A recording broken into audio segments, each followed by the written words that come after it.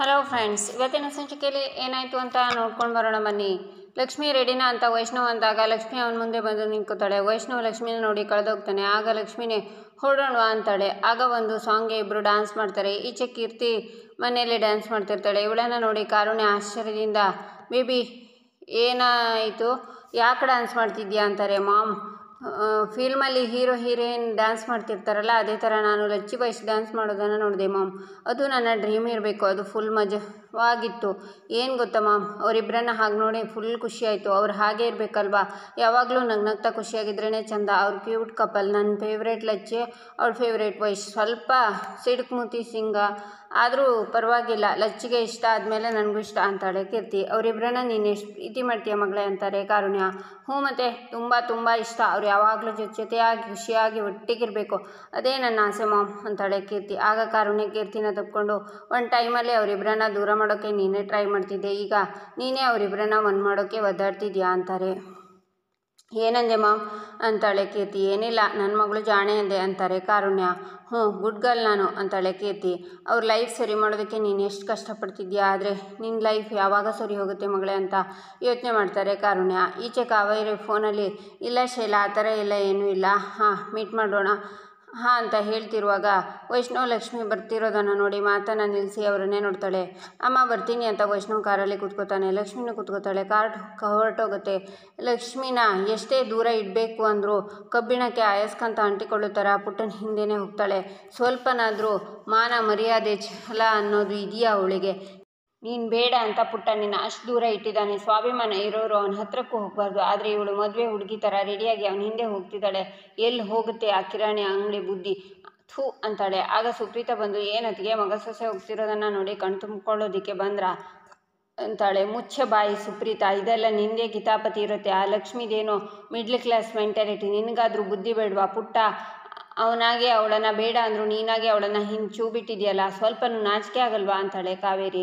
ಅರೇ ಎಂಥ ಮಾತಾಡಿದ್ರೆ ಅದಕ್ಕೆ, ಅವರಿಬ್ಬರು ಗಂಡ ಹೆಂಡತಿ, ನೀವೇ ಮುಂದೆ ನಿಂತು ಶಾಸ್ತ್ರೋಕ್ತವಾಗಿ ಅದು ದೇವಸ್ಥಾನದಲ್ಲಿ ಛತ್ರದಲ್ಲಿ ಮದುವೆ ಮಾಡಿದ್ದೀರಾ. ಆ ದೇವಸ್ಥಾನದಲ್ಲಿ ಆಗಿರೋ ಮದುವೆ ಯಾವತ್ತೂ ಕಿತ್ತು ಹೋಗೋದಿಲ್ಲ. ಮಗ ಸೊಸೆ ಚೆನ್ನಾಗಿರಲಿ ಅಂತ ನೀವೇ ತಾನೇ ಆಸೆ ಪಟ್ಟಿದ್ದು. ಈಗ ಬೇಡ ಅಂದರೆ ಹೇಗೆ ಅತ್ತಿಗೆ? ಮನುಷ್ಯರು ಕ್ಷಣಕ್ಕೊಂದು ಬಣ್ಣ ಬದಲಾಯಿಸ್ಬೋದು, ಆದರೆ ದೇವ್ರು ಹಾಗಲ್ವಲ್ಲ. ಒಂದು ಸಲ ಕಮಿಟ್ ಆದಮೇಲೆ ಮುಗೀತು. ಅವನಿಗೆ ಅವಳು, ಅವಳಿಗೆ ಅವನು. ಅದೇನೋ ಹೇಳ್ತಾರಲ್ವ ಅತ್ತಿಗೆ, ತಾನೊಂದು ಬಗೆದರೆ ಮಾನವ ತನಗೊಂದು ಬಗೆಯುವುದು ದೈವ ಅಂತ. ಇದನ್ನು ನಾನು ಮುಂಚೆ ನಂಬ್ತಿರ್ಲಿಲ್ಲ, ಆದರೆ ನಿಮ್ಮ ವಿಷಯದಲ್ಲಿ ನಿಜ ಅಂತ ಸಾಬೀತಾಗೋಯ್ತು ಅಂತಾಳೆ ಸುಪ್ರೀತಾ. ಮುಚ್ಚು ಬಾಯಿ ಅಂತಾಳೆ ಕಾವೇರಿ. ಮೈ ಸ್ವೀಟ್ ಅತ್ತಿಗೆ, ನೀವು ನನ್ನ ಬಾಯಿ ಮುಚ್ಚಿಸ್ಬೋದು, ಆದರೆ ಊರಲ್ಲಿರೋರ ಬಾಯನ್ನೆಲ್ಲ ಹೇಗೆ ಮುಚ್ಚಿಸ್ತೀರಾ? ಇವತ್ತು ಅವರಿಬ್ಬರು ಕಾರ್ಯಕ್ರಮಕ್ಕೆ ಹೋಗ್ತಿದ್ದಾರಲ್ಲ, ಅಲ್ಲಿ ಏನಾಗುತ್ತೋ ಏನೋ ದೇವರಿಗೆ ಗೊತ್ತು. ಅಲ್ಲ, ಏನಾಗುತ್ತೆ ಅಂತ ಗೊತ್ತಾದ ಮೇಲೆ ಯಾರು ಬಾಯಿ ಮುಚ್ಚಿಸ್ಬೇಕು, ಯಾರು ಬಾಯಿ ಮುಚ್ತಾರೆ ಅನ್ನೋದು ನಿಮಗೆ ಗೊತ್ತಾಗುತ್ತೆ ಅಂತಾಳೆ ಸುಪ್ರೀತಾ. ಏನು ಮಾತಾಡ್ತಿದ್ಯಾ, ಏನು ಹೇಳಿ ಕಳಿಸಿದ್ಯಾ ಲಕ್ಷ್ಮಿಗೆ ಅಂತಾಳೆ ಕಾವೇರಿ. ನೀವು ಒಬ್ಬ ತಾಯಿಯಾಗಿ ಮಗನಿಗೆ ಏನು ಹೇಳಿ ಕಳಿಸ್ಲಿಲ್ವೋ, ನಾನು ಲಕ್ಷ್ಮಿ ಚಿಕ್ಕಮ್ಮನಾಗಿ ಹೇಳಿ ಕಳಿಸಿದ್ದೀನಿ ಅಂತಾಳೆ ಸುಪ್ರೀತಾ. ಬೇಡ ಸುಪ್ರೀತಾ, ನನ್ನ ಜೊತೆ ಆಟ ಆಡಬೇಡ, ನಾನು ಸರಿ ಇರಲ್ಲ ಅಂತಾಳೆ ಕಾವೇರಿ. ನೀವು ಯಾವತ್ತೂ ನಮ್ಮನೆ ಕಾಲಿಟ್ರೋ, ಯಾವತ್ತೂ ನಮ್ಮಮ್ಮನಿಂದ ನಮ್ಮ ಮಗನನ್ನು ದೂರ ಮಾಡಿದ್ರು, ಅವತ್ತೇ ಗೊತ್ತಾಯಿತು ನೀವು ಸರಿ ಇಲ್ಲ ಅಂತ. ಇವತ್ತೇನು ಅದನ್ನು ಹೊಸದಾಗಿ ಹೇಳಬೇಡಿ ಅತ್ತಿಗೆ ಅಂತಾಳೆ ಸುಪ್ರೀತಾ. ಮೆರಿಬೇಡ ಸುಪ್ರೀತಾ, ಆಮೇಲೆ ನನ್ನ ಕಾಲು ಹಿಡ್ಕೊಳ್ಳೋ ಪರಿಸ್ಥಿತಿ ಬರುತ್ತೆ ಅಂತಾಳೆ ಕಾವೇರಿ. ಕಾಲವನ್ನು ತಡೆಯೋರು ಯಾರೂ ಇಲ್ಲ ಅಂತ ಸುಪ್ರೀತಾ ಹೋಗ್ತಾಳೆ. ಸಾಮೂಹಿಕ ಮದುವೆ ಕಾರ್ಯಕ್ರಮದಲ್ಲಿ ಏನಾಗಿ ಹೋಗುತ್ತೆ ಪಾಪ, ಪುಟ್ಟನೋ ಮನೆ ವಿಷಯ ಹೊರಗಿನವರಿಗೆ ಗೊತ್ತಾಗಬಾರ್ದು ಅಂತ ಲಕ್ಷ್ಮಿನ ಕರ್ಕೊಂಡು ಹೋಗಿರ್ತಾನೆ. ಅದನ್ನೇ ಈ ಸುಪ್ರೀತಾ ಮಣ್ಣು ಮಸಾಲೆ ಎಲ್ಲ ಸೇರಿಸಿ ಹೇಳ್ತಿದ್ದಾಳೆ ಅಂತ ಯೋಚನೆ ಮಾಡ್ತಾಳೆ ಕಾವೇರಿ. ಆಗ ವಿಧಿ ಕಾವೇರಿ ನಿಂತಿರೋದನ್ನು ನೋಡಿ, ಅಮ್ಮ ಒಬ್ಬರೇ ಇದ್ದಾರೆ, ಇದೇ ರೈಟ್ ಟೈಮ್, ಮದುವೆ ವಿಷಯ ಮಾತಾಡಿ ಬಿಡಬೇಕು, ಮನೆಯೊಳಗೆ ಹೋದರೆ ಎಲ್ಲರೂ ಇರ್ತಾರೆ ಅಂತ ಅಮ್ಮನ ಹತ್ರ ಬಂದು, ಅಮ್ಮ ನಾನು ನಿನ್ನ ಹತ್ರ ಮಾತಾಡಬೇಕಿತ್ತು ಅಂತಾಳೆ. ಏನು ಅಂತಾಳೆ ಕಾವೇರಿ. ಅದೇ ನನ್ನ ಮದುವೆ ಡೇಟ್ ಯಾವಾಗ ಫಿಕ್ಸ್ ಮಾಡ್ತೀಯಾ ಅಂತಾಳೆ ವಿಧಿ. ಮದುವೆನೂ ಮಾಡಲ್ಲ, ಏನು ಮಾಡಲ್ಲ. ನನ್ನ ಪರಿಸ್ಥಿತಿ ಏನು ಅಂತ ನಿನಗೆ ಅರ್ಥ ಆಗ್ತಿಲ್ವಾ? ಇಲ್ಲಿ ನನ್ನ ತಿಥಿ ಆಗ್ತಿದೆ, ನಿನಗೆ ನಿನ್ನ ಮದುವೆ ಚಿಂತೆ. ಗಾದೆ ಸುಮ್ಮನೆ ಮಾಡಿದಾರ? ಅಜ್ಜಿಗೆ ಅರಿವೆ ಚಿಂತೆ, ಮೊಮ್ಮಗಳಿಗೆ ಮದುವೆ ಚಿಂತೆ ಅಂತೆ. ಇಲ್ಲಿ ನನ್ನ ಹೊಟ್ಟೆ ಹೊತ್ಕೊಂಡು ಉರಿತಿದೆ, ಮದುವೆ ಯಾವಾಗ ಅಂತ ಬಂದಿದ್ದಾಳೆ ಅಂತಾಳೆ ಕಾವೇರಿ. ಅಮ್ಮ ಅಂತಾಳೆ ವಿಧಿ. ಏನು ಅಮ್ಮನಿಗೆ ಮನೆ ಬಗ್ಗೆ ಜವಾಬ್ದಾರಿ ಇಲ್ಲ, ಮನೇಲಿ ಏನು ನಡೀತಿದೆ ಅನ್ನೋದ್ರ ಬಗ್ಗೆ ಪರಿಜ್ಞಾನ ಇಲ್ಲ. ಅಮ್ಮ ಯಾವ ಕಂಡೀಷನಲ್ಲಿ ಇದ್ದಾಳೆ ಅನ್ನೋದು ನಿನಗೆ ಗೊತ್ತಿಲ್ಲ, ಯಾರು ಮೋಸ ಮಾಡ್ತಿದ್ದಾರೆ ಅನ್ನೋದು ನಿನಗೆ ಗೊತ್ತಿಲ್ಲ. ಈಗ ಮಾಡಿರೋ ಮದುವೆನೇ ನನ್ನ ತಲೆಗೆ ಬಂದು ಕೂತಿದೆ. ಇವಳು ಮದುವೆ ಅಂತೆ, ನಿನ್ನ ಮದುವೆ ಮಾಡಲ್ಲ ಕಣೆ ಅಂತ ಸಿಟ್ಟಿಂದ ಕಾವೇರಿ ಒಳಗೆ ಹೋಗ್ತಾಳೆ. ಅಮ್ಮ ನಾನು ಮದುವೆ ಮಾಡಲ್ವಾ, ಅದು ಹೇಗೆ ಮಾಡಲ್ವೋ ನಾನು ನೋಡ್ತೀನಿ. ಮಗಳ ಮದುವೆ ಮಾಡಲ್ಲ ಅನ್ನೋ ಅಮ್ಮನ ಇವತ್ತೇ ನೋಡ್ತಿರೋದು ನಾನು. ನನಗೆ 18 ಆಗಿದೆ, ನನ್ನ ಮದುವೆ ಹೇಗೆ ಮಾಡ್ಕೋಬೇಕು ಅಂತ ನನಗೆ ಗೊತ್ತು ಅನ್ನುವಾಗ ಸಾಮೂಹಿಕ ಮದುವೆ ಪ್ಯಾಂಪ್ಲೆಟ್ ಅವಳ ಕಾಲ ಹತ್ರ ಬಂದಿರುತ್ತೆ. ಅದನ್ನು ನೋಡಿ ನಾ ಮದುವೆ ಮಾಡಿಸದೇ ಇದ್ದರೆ ಏನು, ನನ್ನ ಮದುವೆ ಹೇಗಾಗಬೇಕು ಅಂತ ನನಗೆ ಗೊತ್ತು ಅಂತ ಫೋನ್ ಮಾಡ್ತಾಳೆ ವಿಧಿ. ಈಚೆ ಲಕ್ಷ್ಮಿ ವೈಷ್ಣವ್ ಕಾರಲ್ಲಿ ಹೋಗ್ತಿರ್ತಾರೆ. ಲಕ್ಷ್ಮಿ ವೈಷ್ಣವ್ನ ನೋಡಿ ನಮ್ಮ ಯಜಮಾನ್ರಿಗೆ ಇನ್ನೂ ಕೋಪ ಕಡಿಮೆ ಆಗಿಲ್ಲ ಅನಿಸುತ್ತೆ. ಹಾಗೆ ನೋಡಿದರೆ ನಾನೇ ಕೋಪ ಮಾಡ್ಕೋಬೇಕು. ಅಷ್ಟು ಜನರ ಮುಂದೆ ನನ್ನ ಮರ್ಯಾದೆ ಕಳೆದ್ರು, ಆದರೂ ಬಂದಿದ್ದೀನಿ ಅಲ್ಲ, ಹೀಗೆ ಮುಖ ಉಜ್ಕೊಂಡು ಕೂತ್ಕೊಳ್ಳೋದೇ ಆದರೆ ಈ ಸಂಪತ್ತಿಗೆ ಜೊತೆಯಲ್ಲಿ ಯಾಕೆ ಬರಬೇಕಾಗಿತ್ತು? ಆಯಿತು, ಏನೋ ಜಗಳ ಆಯಿತು ಹಾಗಂತ ಕೋಪ ಮಾಡಿಕೊಂಡೇ ಇದ್ದರೆ ಅಂತ ಯೋಚನೆ ಮಾಡಿ, ಜುಬ್ಬ ಚೆನ್ನಾಗಿದೆ ನಿಮ್ಮದು, ಚೆನ್ನಾಗಿದೆ ಕಾಣಿಸ್ತಿದೆ ಅಂತಾಳೆ ಲಕ್ಷ್ಮಿ. ಆದರೆ ವೈಷ್ಣವ್ ಏನೂ ಮಾತಾಡಲ್ಲ. ಆಗ ಬೆಣ್ಣೆ ಹೊಡೆಯೋ ಜನ ಎಲ್ಲ ಅವನ ಕಣ್ ತಪ್ಪಿಸಿ ಬದುಕಿಯಕ್ಕಾಗಲ್ಲ ಅಂತ ಸಾಂಗ್ ಬರುತ್ತೆ. ಈ ಹಾಡು ಕೂಡ ಚೆನ್ನಾಗಿದೆ, ಇವಾಗ ಇರೋ ಮೂಡ್ಗೆ ತುಂಬ ಚೆನ್ನಾಗಿ ಹೊಂದುತ್ತೆ ಅಲ್ವಾ, ಇದರ ಬದಲು ನೀವೇ ಹಾಡಿದರೆ ಚೆನ್ನಾಗಿರುತ್ತೆ ಅಂತಾಳೆ ಲಕ್ಷ್ಮಿ. ಈಚೆ ವಿಧಿ ಮದುಮಗಳಾಗಿ ರೆಡಿ ಮಾಡಿಸ್ಕೋತಾಳೆ. ಫ್ರೆಂಡ್ ಹತ್ರ ಫೋಟೋ ತೆಗೋದಕ್ಕೆ ಹೇಳಿರ್ತಾಳೆ. ಅವಳು ಫೋಟೋ ತೆಗಿತಾಳೆ. ಈಚೆ ಲಕ್ಷ್ಮಿ ಬೇಕು ಅಂತಲೇ ಸೌಂಡ್ ಜಾಸ್ತಿ ಮಾಡ್ತೀರಾ, ನಾನು ನಿಮ್ಮ ಹೆಂಡ್ತಿ, ನಿಮಗೆ ಅಷ್ಟು ಜಂಬ ಇರಬೇಕಾದ್ರೆ ನನಗಿರಲ್ವ ಅಂತ ಸಾಂಗ್ನ ಆಫ್ ಮಾಡ್ತಾಳೆ. ವೈಷ್ಣವ ಆನ್ ಮಾಡ್ತಾನೆ, ಲಕ್ಷ್ಮಿ ಆಫ್ ಮಾಡ್ತಾಳೆ. ಆಗ ಅವಳ ಕೈನ ಹಿಡ್ಕೊಂಡು, ಸಾಕು ಮಹಾಲಕ್ಷ್ಮಿ, ಈ ಮಕ್ಕಳಾಟ ಸಾಕು ಅಂತಾನೆ ವೈಷ್ಣವ್.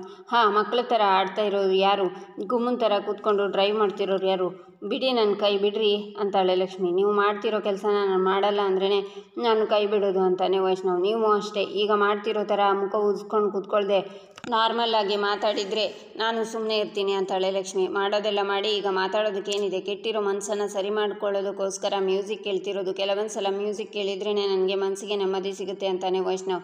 ನೀವು ಮೌನ ಆಗಿರೋದನ್ನು ನನ್ನ ಮನಸ್ಸಿನ ನೆಮ್ಮದಿನ ಹಾಳು ಮಾಡ್ತಿದೆ. ನೀವು ನೆಮ್ಮದಿಯಾಗಿರೋದಕ್ಕೆ ಹಾಡು ಕೇಳ್ತಿದ್ದೀರಾ, ಹೀಗೆ ಪಕ್ಕದಲ್ಲಿ ಕೂರಿಸ್ಕೊಂಡು ಏನು ಮಾತಾಡದೆ ಕೊಲ್ಲೋದಕ್ಕಿಂತ ನನ್ನ ಇಲ್ಲೇ ಇಳಿಸ್ಬಿಡಿ, ನಾನು ವಾಪಸ್ ಹೋಗ್ತೀನಿ ಅಂತಾಳೆ ಲಕ್ಷ್ಮಿ. ಏನ್ರಿ ಹೆದರಿಸ್ತಿದ್ದೀರಾ ಅಂತಾನೆ ವೈಷ್ಣವ್. ಇಷ್ಟಕ್ಕೂ ನಾನೇ ಬರ್ತೀನಿ ಅಂತ ಏನು ಹೇಳಿರಲಿಲ್ಲ, ನೀವೇ ಬನ್ನಿ ಅಂತ ಕರೆದಿದ್ದಕ್ಕೆ ಬಂದಿದ್ದು, ಈ ಥರ ಕೂರಿಸ್ಕೊಂಡು ಅವಮಾನ ಮಾಡಬಾರ್ದು ಅಂತಾಳೆ ಲಕ್ಷ್ಮಿ. ಅವಮಾನ ಅಂತೆಲ್ಲ ದೊಡ್ಡ ಮಾತು ಆಡಬೇಡಿ ಮಹಾಲಕ್ಷ್ಮಿ ಅಂತಾನೆ ವೈಷ್ಣವ್.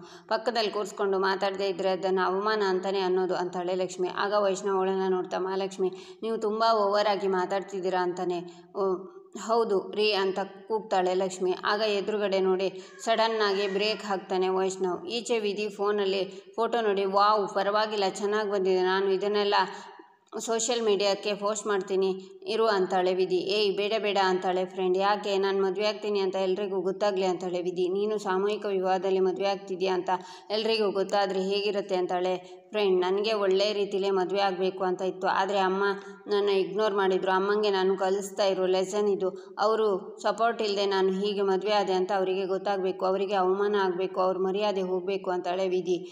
ಈಗಲೂ ನಿಮ್ಮಮ್ಮ ಈ ಮದುವೆ ಒಪ್ಕೊಳ್ಳೋ ಥರ ಮಾಡ್ಬೋದು ವಿಧಿ, ನನ್ನ ಹತ್ರ ಒಂದು ಐಡಿಯಾ ಇದೆ ಅಂತಾಳೆ ಫ್ರೆಂಡ್. ಈಚೆ ವೈಷ್ಣವ್ ಕಾರ್ ಹತ್ರ ಜನ ಸೇರಿ, ಏನಯ್ಯ ಕಣ್ಣು ಕಾಣಿಸಲ್ವಾ, ಮಾಡೋದು ಮಾಡಿ ಒಳಗೆ ಕೂತಿದೆಯಾ, ಇಳಿಯೋ ಕೆಳಗೆ ಅಂತಾರೆ.